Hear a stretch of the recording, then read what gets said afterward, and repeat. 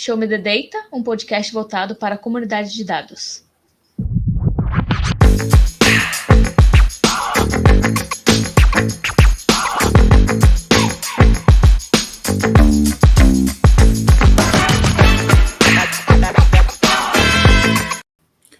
Olá, eu sou o Almir e se eu der um import Roberta no meu script Python, que tipo de funções eu terei acesso?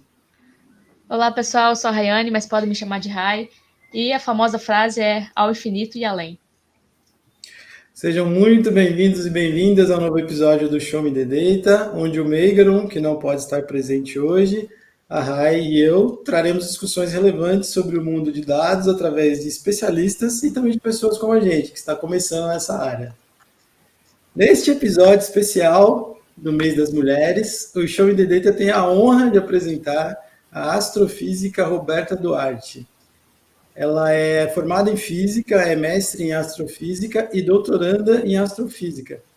Ela é roteirista do canal Ciência Todo Dia, do Pedro Loz, e mais importante ainda, ela lidera um estudo pioneiro em simulação de buracos negros com inteligência artificial, que foi publicado ontem, olha só, foi publicado ontem na revista científica Monthly Notices of the Royal Astronomical Society. Desculpa o meu inglês, né, macarrônico aqui, né? Mas vamos lá, antes da gente começar com a Roberta, vamos para nossas 3 perguntas clássicas para dar aquela quebrada no clima.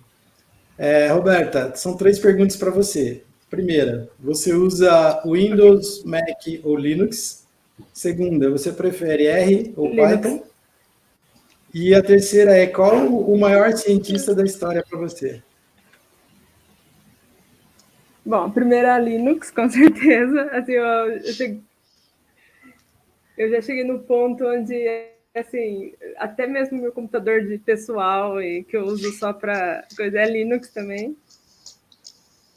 E a segunda, então, é Python, que é o que eu mais uso, apesar de gostar muito de R. E o maior cientista, assim, eu tenho um em cada área, basicamente, então é difícil. Pode tentar todos. Mas, bom, então, basicamente no IA é Alan Turing, com certeza. E na parte de buracos negros, eu tenho um grande apreço pelo Stephen Hawking, tanto pela pesquisa dele, de fato, assim, quanto pela divulgação científica que ele fazia. Nossa, que legal. Eu acho que são perguntas que já definiram o seu lado aqui, então você está muito mais próxima a mim, ao Mi. O Meigro não está aqui para se defender, então é isso. Então, Roberta, assim, primeiramente, eu acho que é isso, né? Parabéns pelo artigo. Queria que todo mundo aí que estiver vendo isso, a gravação desse episódio, batesse palma, porque é realmente, assim, uma coisa muito maravilhosa essa publicação. Então, super parabéns. E conta um pouquinho sobre você, como é que você foi parar na física, na astronomia, como é que foi isso para você, de onde veio toda essa inspiração? Eu só não vi o finalzinho da frase. Perguntei de onde veio a inspiração para atuar nessa área. Assim, eu sempre gostei muito de astronomia desde criança. Foi, assim, minha paixão. Tem criança que gosta de dinossauro, criança que gosta de outras coisas. O meu era astronomia. Então, assim, eu sempre gostei. E aí, então, meio que foi um caminho natural. Aí, quando eu cheguei no ensino médio, eu me apaixonei por física e por exatas. Então, aí fazia sentido ir para física e tentar seguir na astrofísica, que era uma paixão já de infância. Então, foi natural, assim, o caminho. Não teve nenhum momento... Assim. Uhum. Nenhum momento foi outra coisa. Não, assim, eu tive flertando com algumas outras áreas. Por exemplo, eu gostava muito de oftalmologia, medicina. Mas foi coisa muito rápido, assim. Entendi. Que sorte que você não foi para lá, hein? Pois é. E programação, né? Primeiro, nessa parte de astrofísica, astronomia, você teve alguém dentro de casa, ou alguém que incentivou, ou que te levou para essa área? E em relação à programação também, né? Como que você chegou na programação? Porque não é só astronomia e astrofísica, você também tem uma especialização em computação, inteligência artificial e tudo mais. Assim, dentro de casa, meus pais que sempre incentivaram eles viram que eu gostava de astronomia e aí eles incentivavam. Mas a programação foi uma coisa engraçada, porque eu sempre gostei de computador. Eu basicamente cresci na frente de um computador. Meu pai era muito assim, ele colocava para aprender mesmo, mas programação de fato eu nunca tive assim muito contato. Eu nunca aí quando eu entrei na graduação, primeiro semestre tinha uma matéria de prog, e aí foi meio que paixão à primeira vista, assim. E eu acabei gostando muito, e eu tive meio que, assim, por sorte, eu entrei no instituto que é muito voltado para física computacional. Legal. Então, assim, todo semestre tem programação, toda matéria tem programação, você pode puxar as matérias da ciência, da computação, tem um curso de física computacional, então eu acabei indo para esse lado durante a graduação, porque foi o lado que eu me identifiquei mais na física. Então foi Nossa, assim, mas foi por sorte, eu nem sabia que existia essa área, mas... Não, realmente, é uma área bem legal, assim. Nunca tinha parado para pensar nessas questões, eu acho que eu não tinha contato, assim, não tinha ligação, na verdade, com física e programação. Muito legal, muito legal. E hoje, assim, Roberta, nessa sua atuação, você considera machine learning e programação ferramentas essenciais para novas descobertas científicas? Ou você acha que ainda tem um mineral aí para poder descobrir novas coisas? Assim, eu acho que agora, tanto na física quanto na astronomia, a gente está numa era dos dados. Assim, eu chuto que a astronomia deve estar nos top 3 áreas com mais dados. Assim, só deve dar atrás desses databases da Amazon.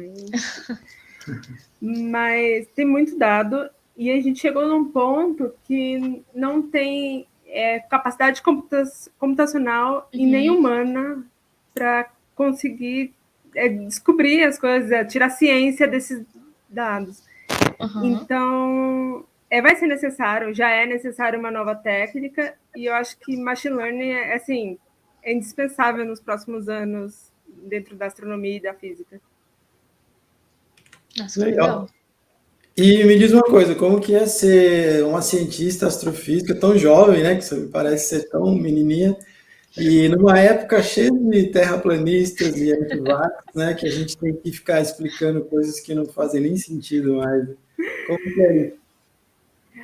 Olha, é difícil, porque no meu Twitter mesmo eu recebo muita coisa assim bizarra. Nossa. E assim, o pessoal vai longe. Mas assim, eu ainda admiro o pessoal da biologia, que o pessoal, assim, a vacina não funciona. Então, assim, eu acho que eles ainda estão numa situação pior. Mas eu acho que, assim, um dos meus objetivos quando eu comecei a fazer divulgação científica é justamente trazer essa informação, porque muita gente, não é porque eles não, assim, não sabem, porque não querem, ou porque, enfim, falta contato com essas áreas. Então, assim, eu acho que é importante os cientistas se aproximarem da população, porque tem muita gente interessada, só que às vezes não sabe nem por onde começar. Eu sou bióloga, Roberta, eu esqueci de comentar isso no começo. e é realmente, assim, uma coisa bem assustadora. E eu também sentia, né, que agora eu fiz a mudança de carreira, mas eu sentia muito isso, que eu acho que é um ego, assim, cientista, né? Então, quanto mais difícil for a linguagem do seu artigo, quanto mais difícil for as coisas que você publica, melhor tá. E aí faltam muito, né, assim, na área de biologia, principalmente, eu acho que sua área é difícil por si só explicar. Imagina, né? Explicar o buraco negro para um leigo comum. Exatamente, vai ser seu próximo desafio, Roberta, dar uma explicada para a gente do que é, o que você faz. Mas, sim, eu sentia muito isso, assim, que quanto mais complicado for a linguagem, mais o cientista ficava. É isso, ninguém entendeu o que eu falei. Eu também gostava muito, assim, de divulgação científica, de, cara, se uma pessoa leiga não consegue entender, tem alguma coisa errada. Mas assim, na minha visão é muito ego, né? E muita gente acha que, se dentro da academia, que divulgação científica não é importante. E você vê, assim, as pessoas não só não concordando, mas tentando atrapalhar. Então, não, acontece muito. Eu acho que esse, assim, para mim era um dos maiores desafios dentro da biologia. Fora essas pessoas. Assim, quando eu saí da biologia, não tava esse pico de contra-vacina. Acho que ninguém nem pensava ser contra-vacina. Então, acho que eu saí antes desse estresse todo. Mas deve ser bem complicado para o pessoal que trabalha assim. Nossa Senhora, imagina para Roberta ter que explicar que a Terra não é plana. Pois é. Nossa, explicar que assim, da Terra plana é triste. Mas eu sempre me conformo com isso das vacinas, porque eu falo, pelo menos Terra plana não tá matando ninguém. Tem isso. Verdade, né? Tem isso. Vamos lá. Mais uma pergunta. Como que é o dia a dia de uma cientista astrofísica, né? Que a gente olha em filmes, aquela coisa bonitinha, romântica, o cara olhando ali no telescópio e descobrindo uma estrelinha brilhando lá no céu. Olha, uma estrela nova que ninguém viu. Mas a gente sabe que não é exatamente assim, né? Conta para nós como que é o dia a dia. Bom, isso é até uma pergunta curiosa, porque eu fiz física, então quando eu entrei eu já esperava muito conta. Eu já esperava tipo, ficar na teoria e tipo, fazendo conta, cálculo. Mas a galera que entra na astronomia, eles entram com uma paixão assim, de ver a galáxia, ver planetas, ver enfim, observação, né? Uhum. E eles levam um susto quando chegam na graduação e não é isso. Você vai ter muito cálculo também. Mas o mais engraçado é que quando você começa a fazer pesquisa, você percebe que nem quando você está fazendo pesquisa você vai olhar o céu. É tudo em frente do computador, 100% do tempo programação, computador. E assim, o meu dia a dia é chegar lá no departamento, abrir o computador, que eu já deixei ligado, rodando à noite, aí chego, analiso os resultados, aí analiso o código que deu errado, aí eu fico o dia inteiro programando, chego em casa, aí é computador de novo, então, assim, é 100% do tempo no computador, então... se engana quem acha que a gente se mexe com o telescópio, eu olho para o céu, tem dia que eu chego lá no escuro e vou embora no escuro, então... Eita, nem olhe pro céu aí, gente. Nem olha pro céu. Não, mas não tem nenhuma fugidinha, assim, porque eu tenho uma paixão também pela astronomia, né? Lógico, não manjo nada, mas era uma coisa que eu gostava muito de fazer, de seguir e tal. Mas não dá nem uma olhadinha lá para você poder olhar os anéis de Saturno ali, alguma coisa que seja bonita, assim, de ver, mas só dados. São dados mesmo.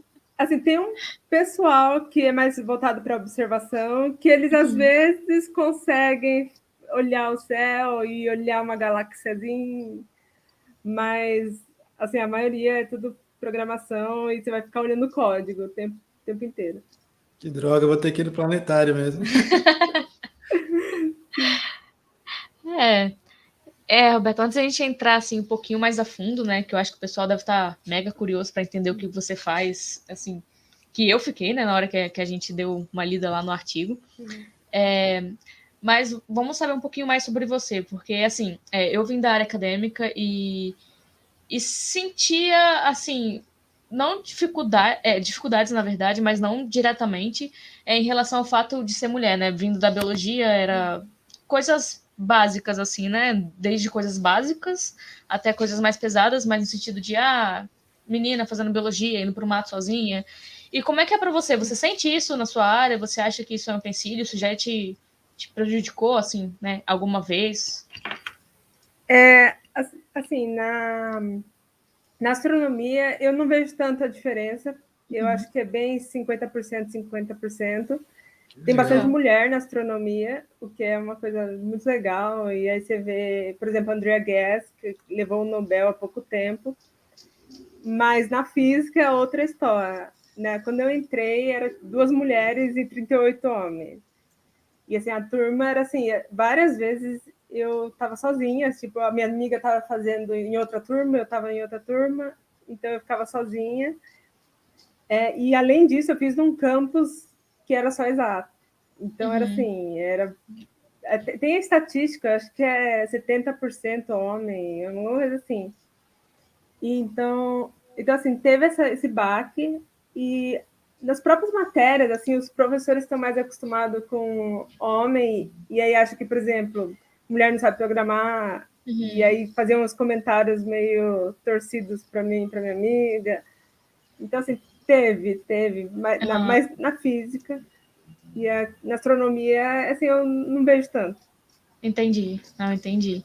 Na biologia também eram coisas mais disfarçadas, né? Entre aspas, assim. Depois você fala, entendi. Mas que legal, assim, né? Legal no sentido de que não é tão desigual assim. Mas física aqui também que eu observava era bem diferente, assim. Se tinha uma menina na turma, era a peça rara, assim. Sim. Como que foi seu contato com machine learning e inteligência artificial? Também veio das matérias que você tinha que fazer ou você já estava planejando a utilização, já estava flertando ali com essas duas? Então, a história com inteligência artificial foi até engraçada, porque assim, eu já estava na física computacional já fazia uns anos, e eu estava assim, puxando matéria da ciência da computação e do curso de física computacional, porque tem a próprio bacharel de física computacional.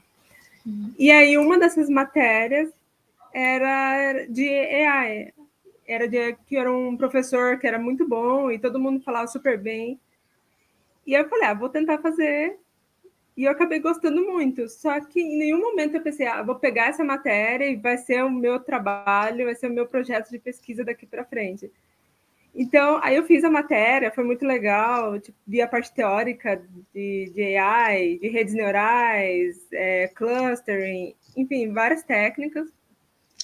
Aí, um ano depois, quando eu entrei no mestrado, primeiro eu entrei com um projeto de simulação numérica.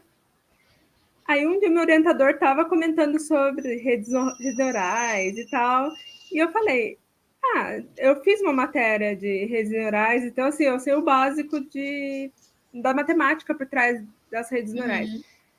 Aí ele ficou, nossa, você sabe? Porque, assim, não é costume o aluno de física ter esse contato. Aí um dia ele falou, Roberta, você pode conversar agora numa reunião comigo, rápida? E nesse dia ele ofereceu, então, olha, tem esse projeto, que seria esse meu projeto de mestrado que virou o artigo, e se você estiver interessada, a gente pode mudar o seu projeto e focar nisso.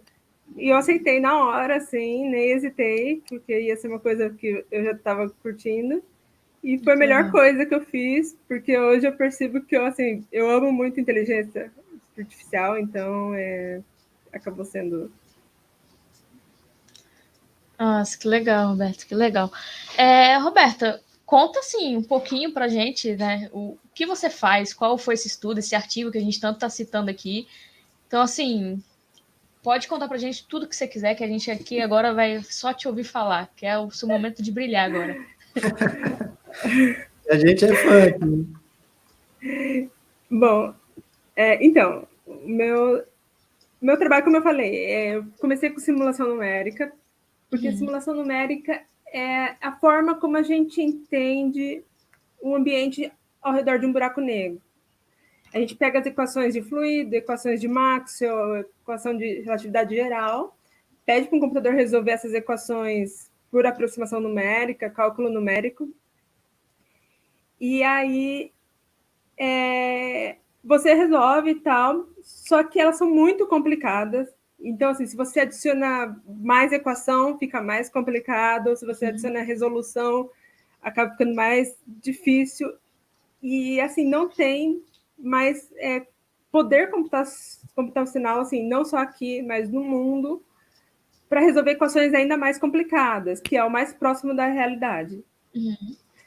E isso demora muito também, não só não tem poder computacional, como o tempo também. Por exemplo, uma simulação simples, que só equações de fluidos, demora uma semana rodando 400 CPU cores. Caramba! E aí se com GPU, por exemplo, uma mais complicada demora um mês. E se você quer rodar 12 simulações, porque você não pode pedir para simular uma, vai demorar um ano rodando dia e noite, Caraca. sem parar. Então, assim, tá uma situação no mundo inteiro que tá meio que estagnado, porque as coisas não estão andando, assim, não tem como andar. Então, é necessário novas técnicas. Tem gente usando novas técnicas de cálculo numérico com GPU, voltado mais para GPU. E aí, essa proposta foi, então, e se a gente utilizar a IA para acelerar esse processo? Será que a gente consegue ensinar física de buracos negros para uma IA, para ela conseguir resolver de uma forma muito mais rápida que cálculo numérico? Então, foi essas perguntas que levaram o nosso trabalho.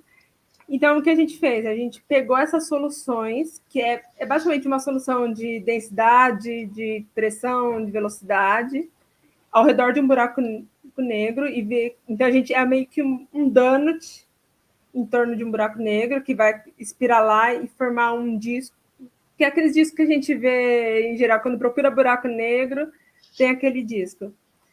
E ver o que acontece e se a gente consegue ensinar isso para a inteligência artificial.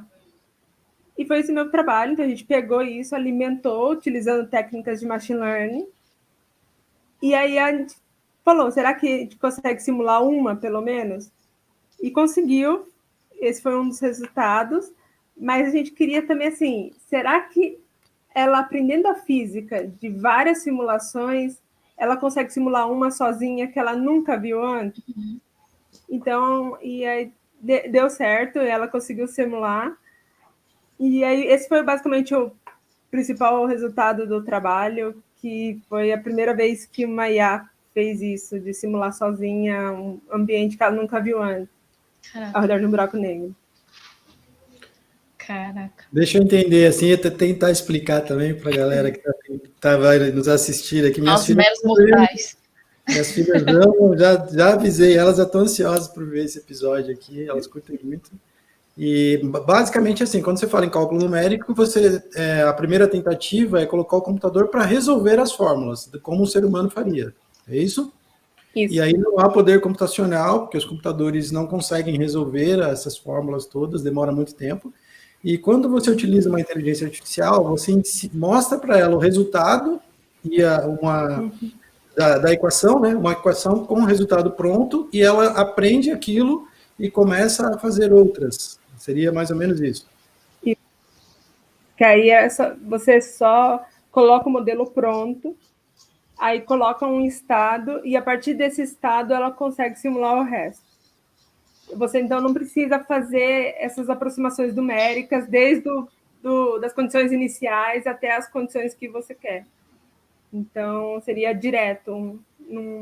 Porque, por exemplo, essa simulação que demorou 3 dias, que ela aprendeu sozinha, então, com cálculo numérico, ela demora 3 dias, já ela sozinha são 15 segundos. Então, a inteligência artificial cai para 15 segundos. É. Caramba, hein? E essa simulação, o resultado dela é uma imagem? É isso? Uma foto? É uma imagem, é um perfil de densidade. No mestrado a gente trabalhou com os perfis de densidade, porque era o que basicamente nos dá a informação de como o formato do touro tá. Então é um perfil, é meio que é como se fosse um donut mesmo, cortado, aí você corta ele no meio e você vê ele de assim. Então esse é o... Como se fosse um buraco negro visto lateralmente, é isso? É como se você estivesse vendo ele de lado, assim, ele estaria... E o disco ao redor estaria vendo assim. Mais ou menos como Gargantua no Interestelar. Sim. Olha só.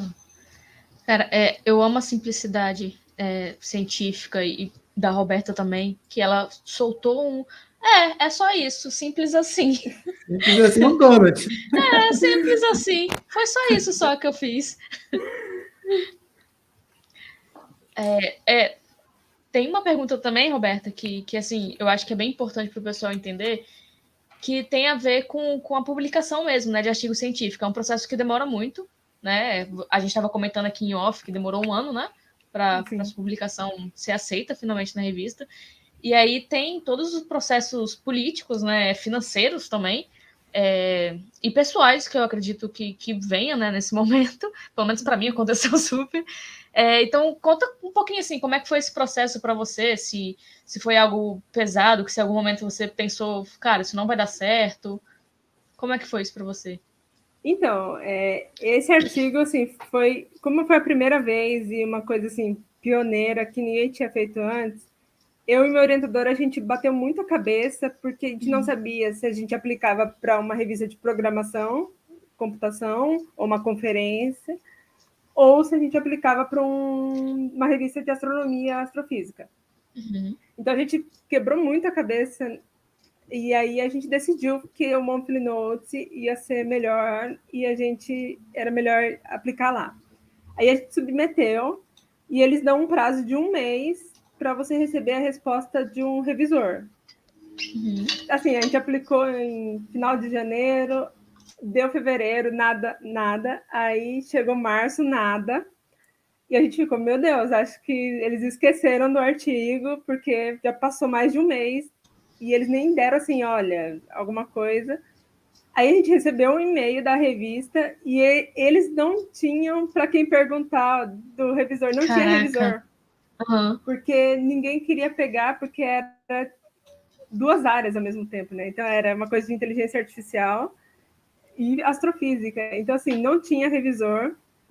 E eles falaram, olha, a gente vai fazer uma outra bateria de tentar revisor mais 1 mês, então tem mais um prazo aí. E aí a gente vai ver se a gente consegue, senão a gente vai ver o que a gente faz.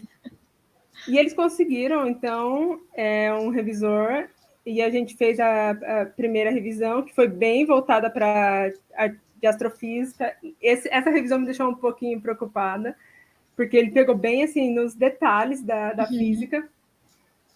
Mas aí deu tudo certo, a gente aplicou. Aí depois de 1 mês veio um referi que é mais voltado para inteligência artificial. Uhum. E esse foi assim super de boas, assim, acho que foi, eu até falei lá no Twitter que tipo, todos os revisores deveriam assim, porque ajudou muito as críticas construtivas, e assim, o paper melhorou muito com as sugestões que ele deu. Uhum. E aí a gente mandou de volta, e quando foi, aí na terceira vez eles falaram, olha, agora está aceito, então vai ser publicado tal. Mas todo esse processo demorou 1 ano entre submeter e até ser aceito. E teve essa parte de que eles nem sabiam para quem mandar, e eu nem sabia que isso podia acontecer, mas acontece. Então foi uma coisa engraçada. Eu fico imaginando os revisores pegando assim, falando, ih, galera, alguém sabe corrigir isso aqui? Eu queria até destacar que, por mais que a Roberta tenha seja essa humildade em pessoa, o quanto que isso é muito foda, cara. Primeiro, um estudo pioneiro, não é uma coisa que você vê todo dia. Segundo, caiu lá na Royal Society e os caras não sabiam como revisar, porque simplesmente fugia da alçada de uma coisa só. Cara, é muito foda isso, é muito foda. Nossa, eu não sei se o pessoal tem ideia, assim, do que é esse processo, né, científico, por isso até que eu perguntei. E assim, é uma coisa tão pioneira ao ponto da revista não saber falar, cara, não sei corrigir isso, é isso, não sei corrigir isso. E mandar um e-mail falando, cara, não sei corrigir isso. Eu lembrei do Max Planck aqui com a física quântica, né? De que as teorias dele eram tão complicadas que a galera precisava juntar. Ó, chega aqui me ajudar que eu não estou conseguindo olhar isso, estou entendendo isso aqui, cara. É muito genial isso, muito genial. Muito, muito, muito. Parabéns de novo, eu cara. acho que assim, é claro que os revisores são anônimos, então a gente nem sabe. Mas assim, eu acho que eles mandaram para alguém de simulação. E aí, assim, alguém de simulação chamou outra pessoa de AI e aí corrigiram junto, assim, porque Sim. acho que foi isso que aconteceu. Não, eu acho, na verdade, que ele já é anônimo por conta disso, né? Quando os caras não sabiam resolver, chamou a galera lá, porra, vem vocês 10 aqui que nós vamos olhar o que essa menina tá fazendo. Porra, muito Uma reunião, uma mesa de 15 pessoas só para entender o artigo. O artigo. Nossa, muito maneiro, muito maneiro. Então, aproveitando já, né, que a gente já entrou nessa parte mais científica, conta para nós e para a galera que está ouvindo aqui o que é exatamente, em linguagem que você conseguir simplificar, o que são buracos negros. Bom, assim, eu sempre começo contando que com Einstein, em 1908, ele percebeu que o universo é formado assim, por 3 dimensões espaciais, que a gente consegue ver, que é a altura, né, cima e embaixo, direita e esquerda e profundidade. Mas ele percebeu que o tempo também é um ponto e é uma coordenada e é uma dimensão. Então você está em pontos no tempo e o tempo é relativo. Então ele introduziu isso com a relatividade restrita, e o universo ele é feito de um tecido do espaço-tempo, que é essas 3 coordenadas espaciais e uma coordenada temporal. Aí, com os anos, ele percebeu que esse espaço-tempo pode se distorcer. Esse espaço-tempo meio que se curva. E isso é o que a gente conhece como gravidade. Então, a Terra, ela curva o espaço-tempo, e a gente sente isso presos na superfície da Terra, porque é o campo gravitacional da Terra. Essa foi a conclusão do Einstein. Só que ele, assim, ele não resolveu as equações dele, ele nem sabia que tinha solução às equações, ele simplesmente chegou, lançou as equações e falou, ó, agora é do mundo, não é mais problema meu. Nisso, um físico que estava no fronte da Primeira Guerra Mundial, ele, chamado Karl Schwarzschild, ele, então, estava estudando essas equações de Einstein e ele chegou, então, num resultado.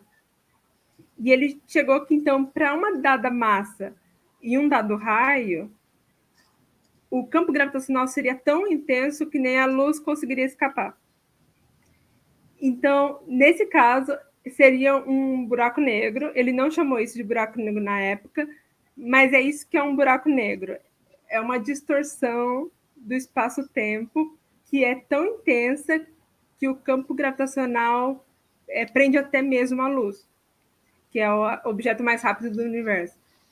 Então, assim, é uma região do espaço-tempo, que nada sai, basicamente. Caraca. Então, quer dizer assim, que é algo tão massivo, né, que tem tão massivo e tão pequeno, né, que faz com que ele distorça o espaço-tempo de forma com que ele atraia, gera uma gravidade infinita, praticamente. Seria meio que uma gravidade infinita, ou a gente chama de distorção infinita. Distorção ou tendendo ao infinito. Porque físico odeia infinito. Não fala infinito perto de físico, porque físicos odeiam infinito. Eu sou matemático, matemático adora infinito, adora brincar. Pronto, briga, agora é briga. Não, biologia não tem infinito, então é isso. Nem sei o que vocês estão falando. Por isso que você começou com o infinito e além, né?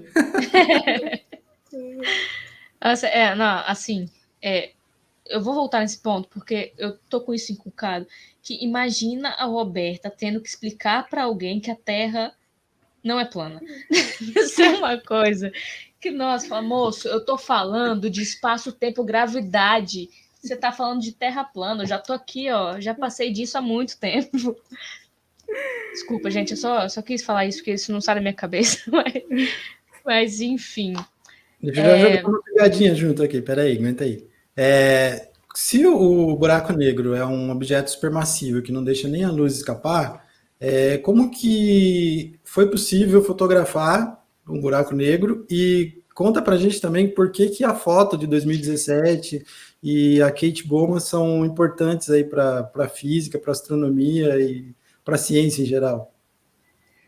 Bom, Os buracos negros, assim, por definição, eles não emitem luz, eles não refletem luz, então, assim, nada sai dele. Então, assim, a gente não conseguiria observá-lo. Porém, quando um material fica preso no campo gravitacional dele, antes de entrar no buraco negro, ele começa a espiralar em direção ao buraco negro e forma um disco de acreção. É como se fosse um disco mesmo. E esse disco ele brilha. E quando a gente observa esse brilho, a gente consegue ter algumas informações sobre o buraco negro que está no centro, porque é o buraco negro que está afetando aquele ambiente que ele está. E dependendo da forma como esse disco brilha, a gente tem informação como massa, se o buraco negro está girando, as propriedades ao redor, a propriedade do fluido. Então, assim, a gente observa esse disco brilhando. A foto do buraco negro é exatamente isso, é aquela região laranja, é o disco, é o material que o buraco negro está se alimentando, e no centro ali está ele, porque a gente vê uma sombra, né? É a luz passando do disco, vindo em nossa direção, e aí o que está lá no centro não está emitindo nada, é ele. E, bom, aquela foto, assim, ela é a prova assim, irrefutável de que buracos negros existem e eles estão aí. Cientificamente, assim, a gente está mais interessado nas propriedades do brilho ali, do brilho do disco de acreção, e também combinar a observação com a teoria. Porque aquelas simulações numéricas que eu falei no começo, assim, a gente tinha teoria, a gente tinha já simulações. Só que como a gente vai saber se está certo aquilo ou não? Então, aquela foto veio para comparar também com a teoria e ver se a gente está na direção certa. E até, acho que ano passado ou retrasado, eles publicaram a imagem com os campos magnéticos, e isso é assim, extremamente importante porque a gente não sabe como se formam os jatos e a gente acha que é por causa do campo magnético.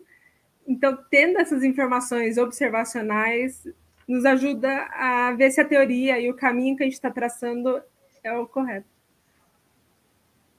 Isso é legal. E prova mais uma vez que Einstein estava certo, né? E prova mais uma vez que a Einstein estava certo. Porque a Einstein, assim, até quando ele achou que estava errado, ele não estava. Então, Maravilhoso. E então aquela luz que a gente vê não é o buraco negro, é o que se aproxima do buraco negro, para ser, na verdade, está sendo sugado pelo buraco negro, não é isso? É um material que pode ser, por exemplo, gás da galáxia ou alguma estrela azarada que chegou perto dele demais. Qualquer coisa, basicamente. Nossa, que legal. Você, Rai. Oh, foi mal, gente. Tava viajando aqui nas respostas.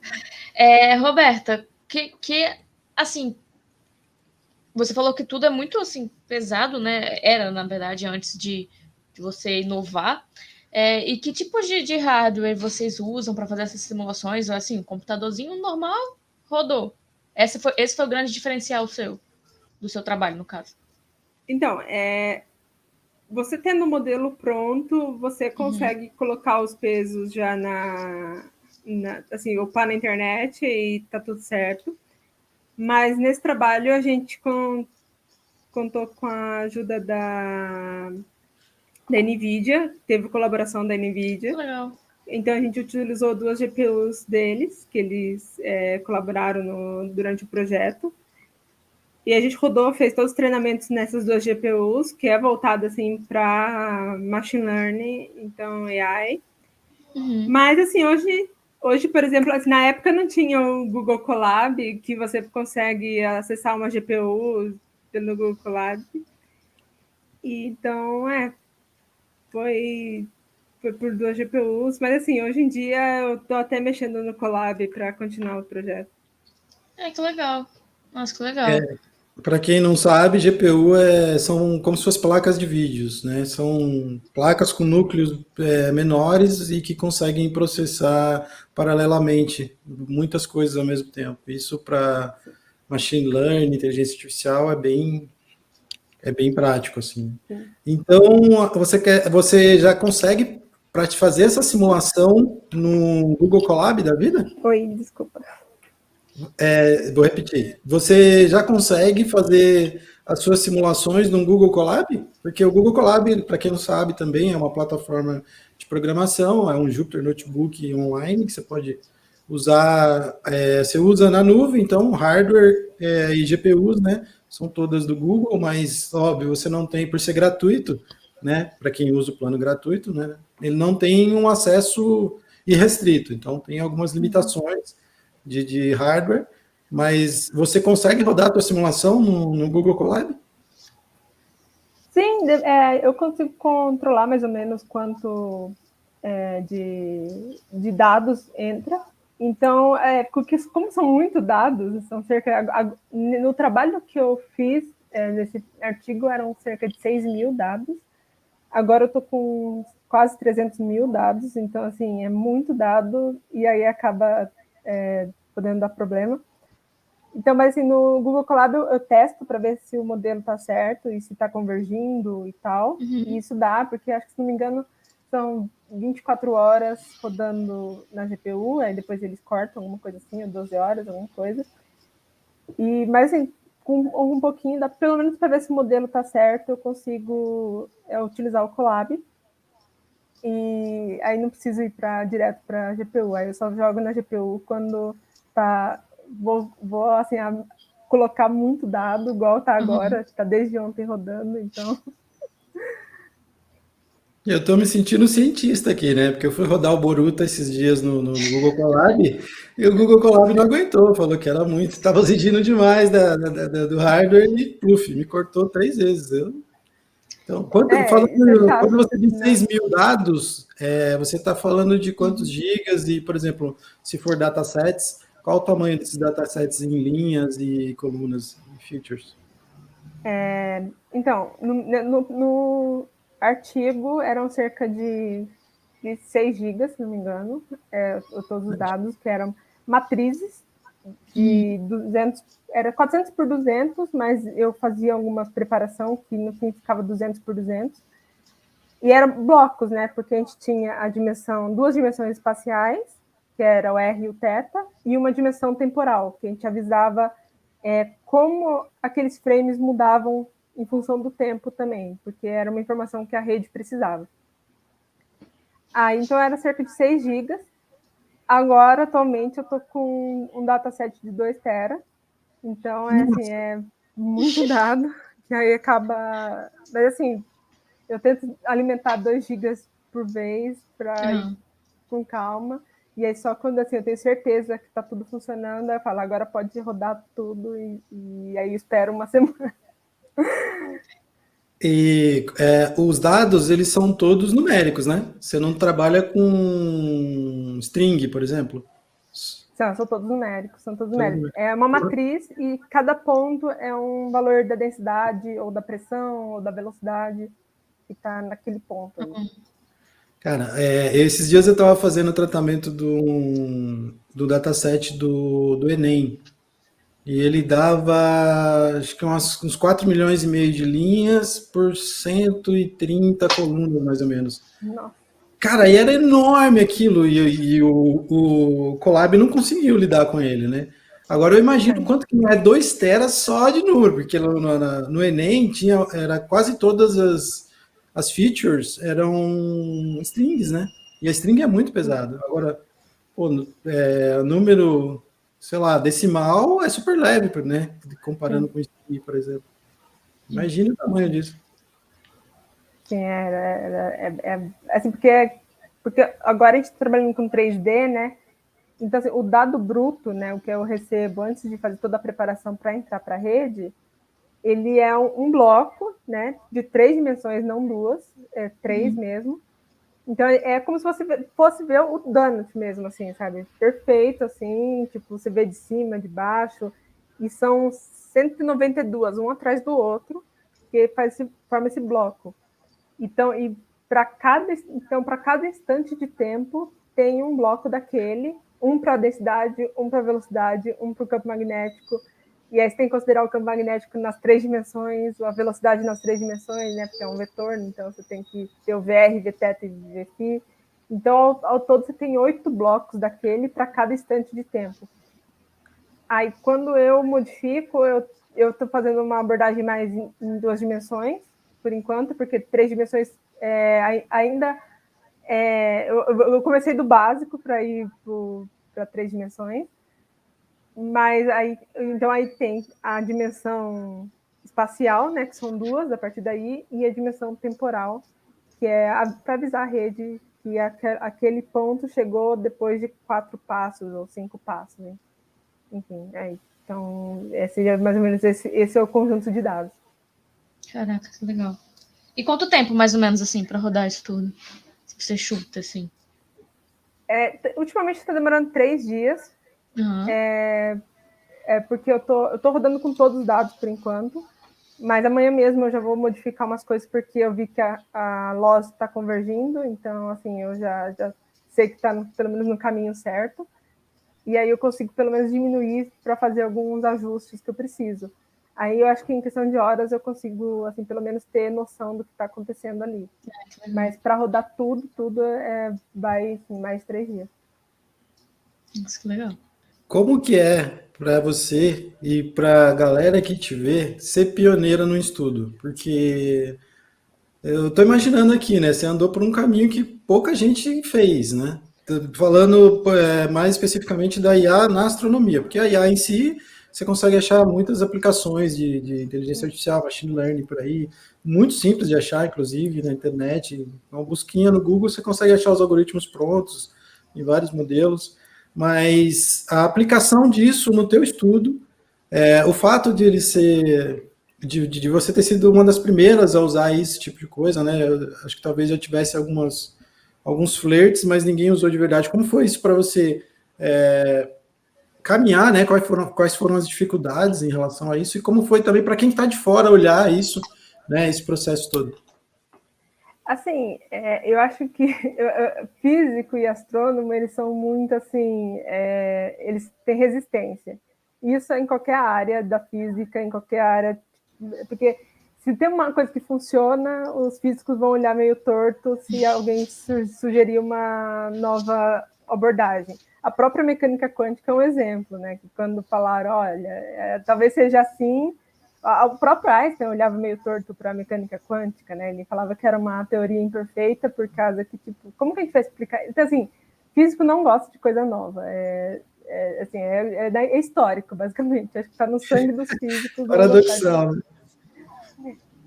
Então, assim, acabou tendo uma certa resistência. As pessoas olham de uma forma meio torta, assim, será que vai dar certo? Porque, assim, na forma que eles pensam ok, o método numérico demora, tem os problemas lá, mas funciona. E a gente tem a teoria graças ao método numérico. Para que a gente vai ter uma outra abordagem, mesmo se a abordagem é para resolver o problema? Uhum. Então, assim, tinha muita resistência. Sempre quando eu falava do trabalho, o pessoal olhava meio tipo... assim, eu senti mais assim, abraçada pela comunidade de inteligência artificial. Eu acho que quando eu apresentava o meu trabalho nas conferências de inteligência artificial, as pessoas eram muito assim, nossa, muito interessadas e super, sabe, receptivas, e dava dicas e conversava assim, mesmo pessoas, porque eu fui numa conferência em 2019 no Uruguai, que foi a maior conferência da América Latina de AI, voltada assim, só para AI, e lá tinha assim pessoas do Google, da DeepMind, da NVIDIA, enfim, várias empresas dessas. E eu fiquei até meio assim, ai meu Deus, eu sou a única astrofísica no meio de um monte de gente especialista em inteligência artificial.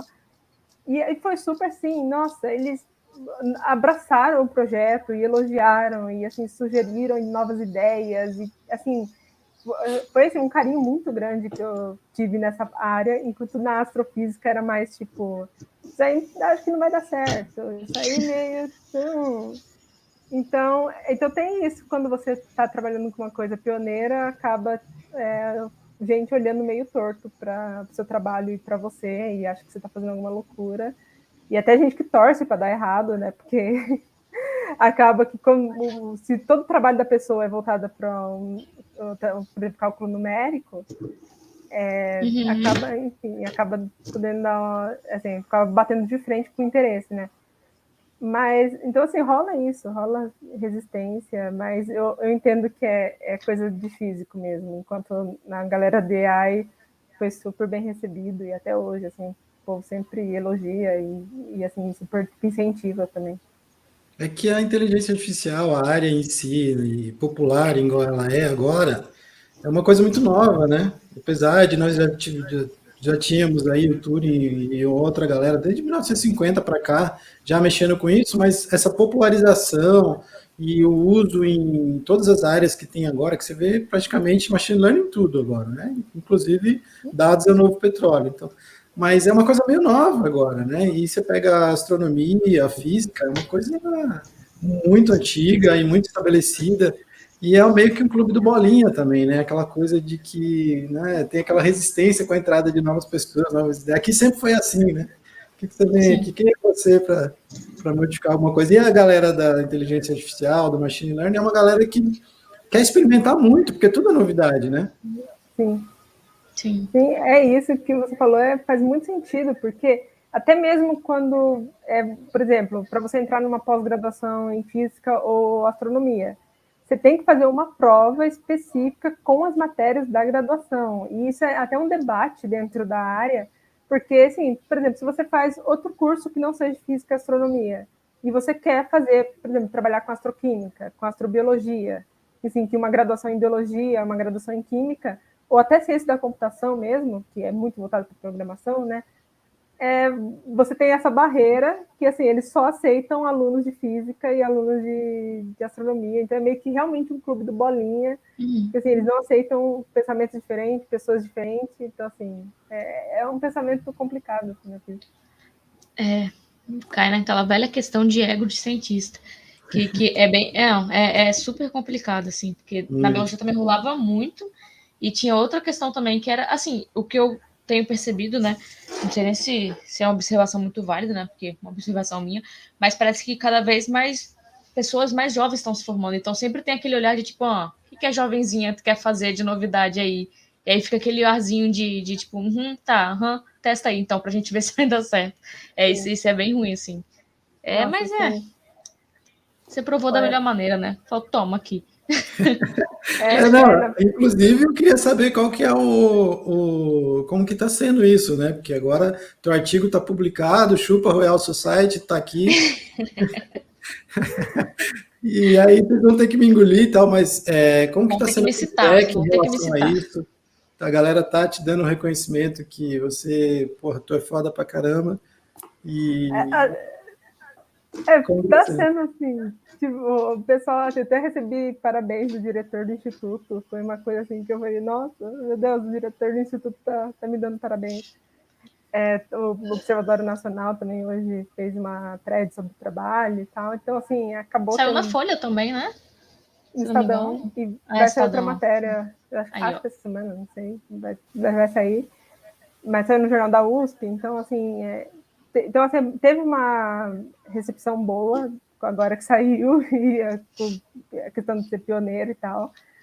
Mas agora eu estou assim, continuando e assim, tentando não pensar muito nisso, mas assim, eu vejo que na galera de AI, de novo, teve uma recepção melhor do que da galera da Astro, mesmo o artigo estando aceito. Sinta-se abraçado. Sinta-se abraçado. Então, mas é uma coisa de costume, assim, então agora é só tentar provar mais uma vez, utilizando agora um pouco mais de complexidade, então... Que legal. Você ou eu, Rai? Acho que é você, né? De finalização, uma pergunta maravilhosa. Tá, mas antes eu queria colocar uma também, que né, vamos representar a galera da comunidade de Machine Learning aí, que é sobre os algoritmos. Eu vi que você usou rede neural convolucional, né? Convolucional, você fala errado. Enfim, eu queria que você falasse um pouco sobre o algoritmo, como que você escolheu, por que você escolheu. Bom, assim, nossa, quando eu comecei a mexer nisso, né, eu nem tinha ideia, assim, eu sabia o que era rede neural normal, assim, eu sabia as técnicas, tipo, o método, a parte matemática disso. Só que aí eu comecei a conversar com o colaborador da NVIDIA, que ele é cientista da computação, ele trabalha com essa parte de arquitetura, de modelos, e ele sugeriu, então, tipo, tem essas redes neurais convolucionais.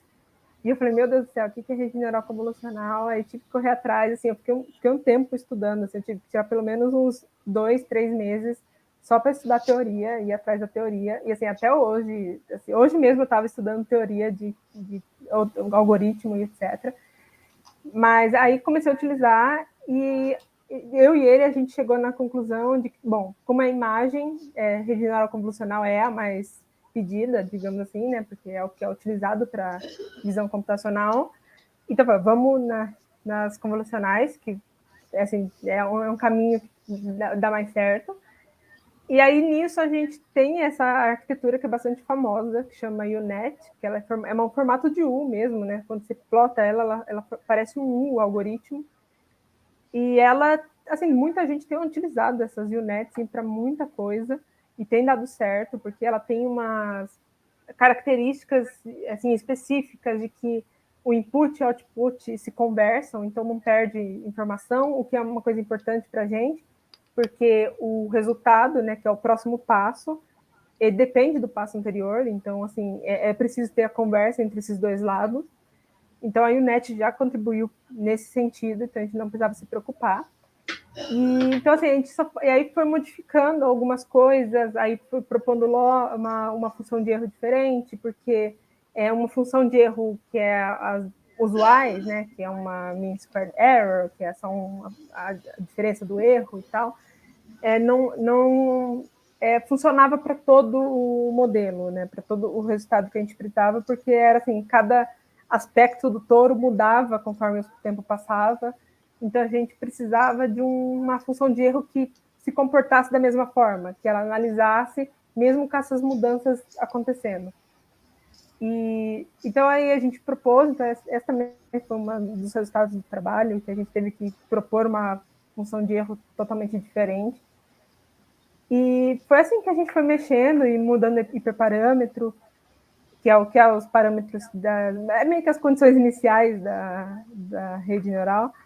E foi dessa forma que a gente foi indo, seguindo artigos, e isso foi muito bom, porque até durante o trabalho, assim, saiu artigos de turbulência, de dinâmica de fluido, e todos eles usavam o UNet e estavam nessa direção, mas uma coisa engraçada é que esse trabalho foi na mesma época que estava todo mundo falando sobre redes recorrentes, que é umas redes que são feitas para analisar coisas que variam no tempo.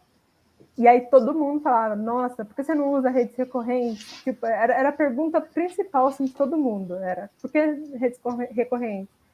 E a gente falou, não, vamos continuar com a UNet, a gente tá funcionando, não vamos mexer nesse time.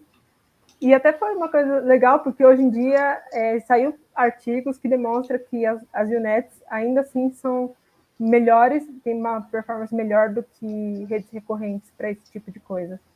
Então, assim, ainda bem que a gente não mexeu nisso e não mudou.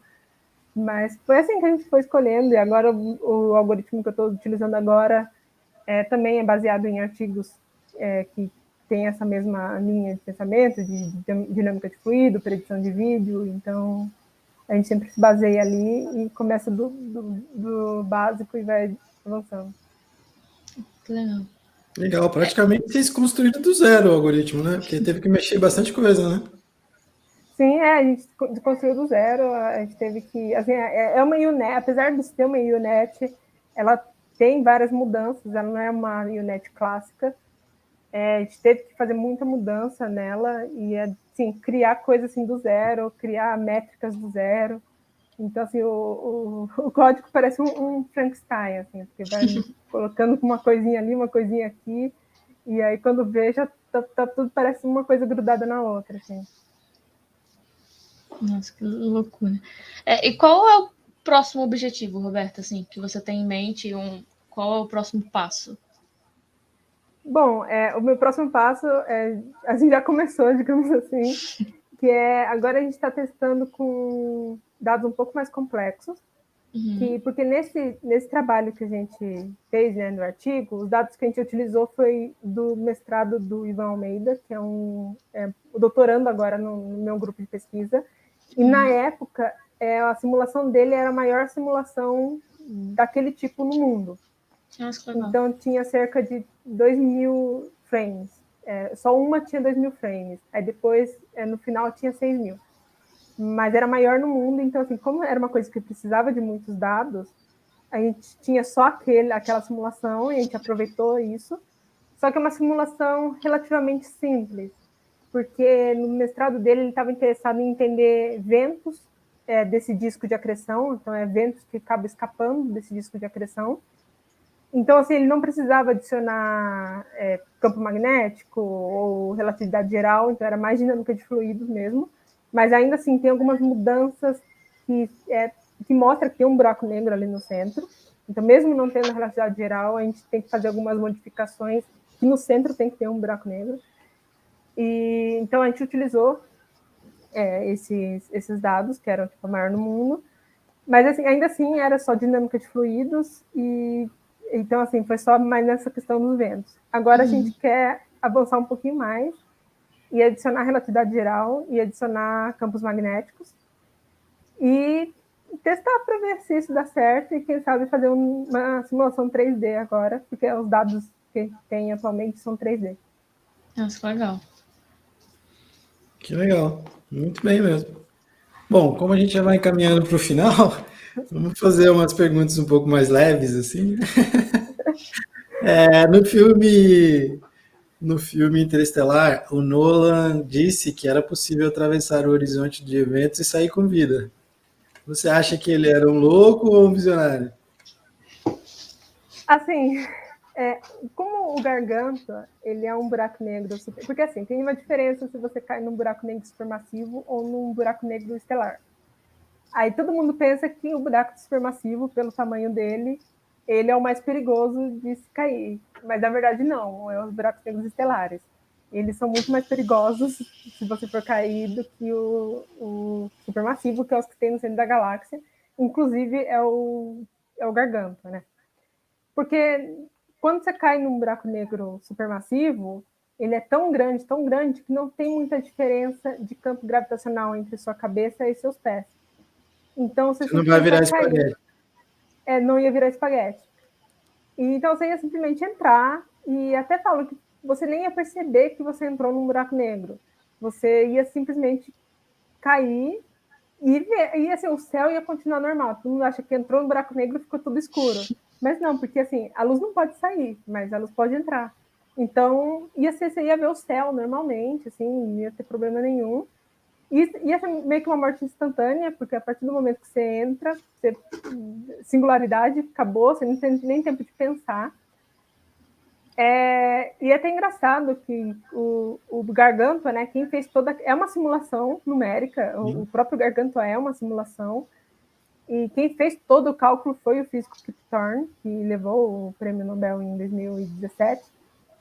E aí ele tem um livro, né? O Kip Thorne tem um livro falando sobre a física de interestelar, e ele conta no livro que o Nolan chegou para ele e perguntou: olha, a gente vai fazer isso quando o personagem lá cair no centro do buraco negro. Aí o Kip Thorne falou: olha, a partir daí agora vocês usem a imaginação de vocês, a gente não sabe o que aconteceu, o que vocês colocarem tá bom, se ele vai ver o unicórnio, beleza, porque a partir daí eu não sei mais nada. E ele falou que tipo, ele só descobriu o final, né, o que acontece lá dentro, quando ele estava no cinema assistindo, e ele falou que assim, ele gostou, porque ele falou, olha, pode ser também, por que não ter uma biblioteca no centro do buraco negro? Então, mas assim, depende, você conseguiria entrar, e aí só aceitar o futuro. Então, a partir do horizonte de eventos, vem a singularidade, ou seja, da singularidade ninguém sabe nada, é isso? Não tem teorias, não tem nada.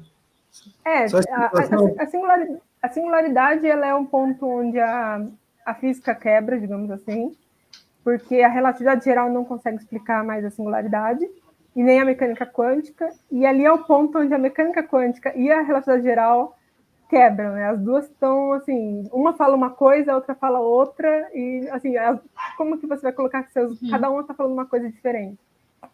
E aí, nisso, precisa de uma área, que é a gravitação quântica, que é uma área ainda não é bem estabelecida, mas existe gente, assim, procurando leis e teoremas. Um exemplo é a própria teoria das cordas, que ela tenta unificar essas duas áreas.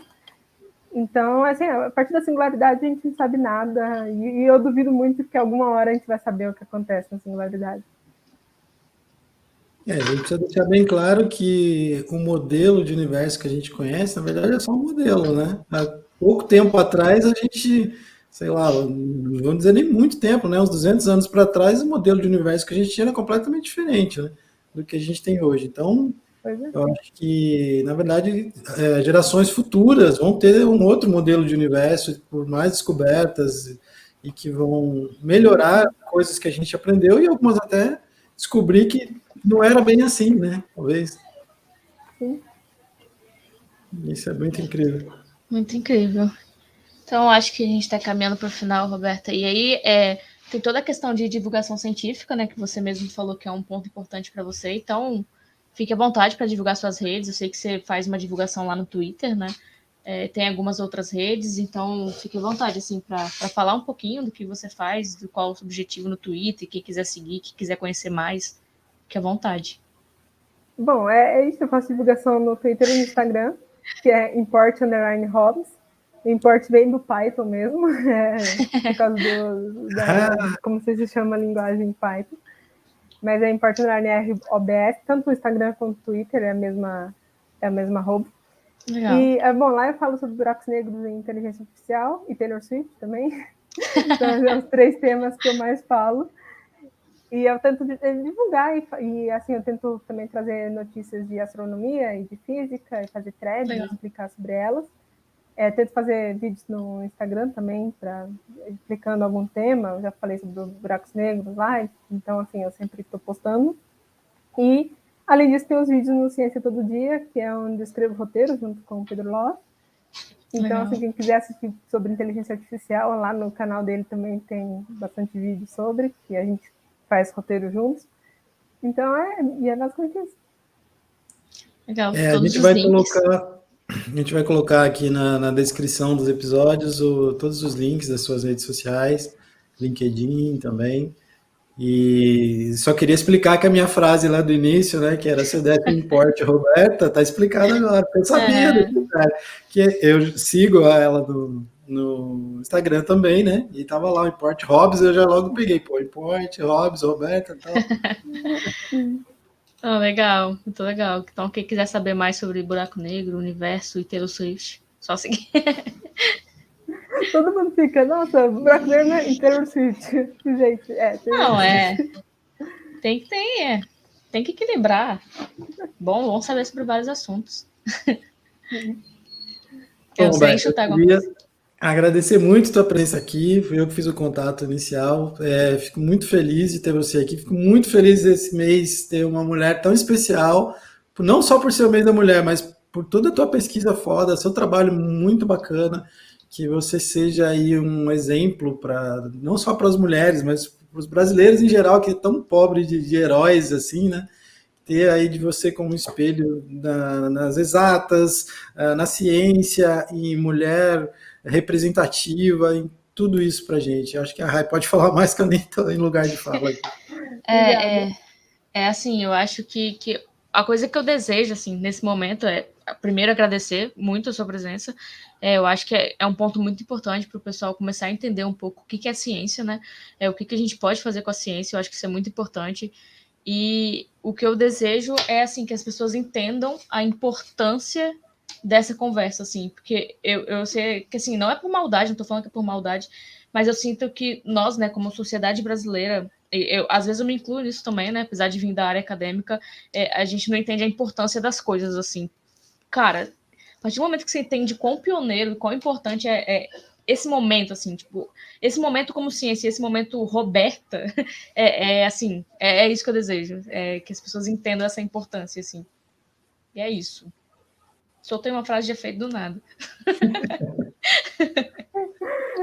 Mas obrigada pelo convite, foi muito bom.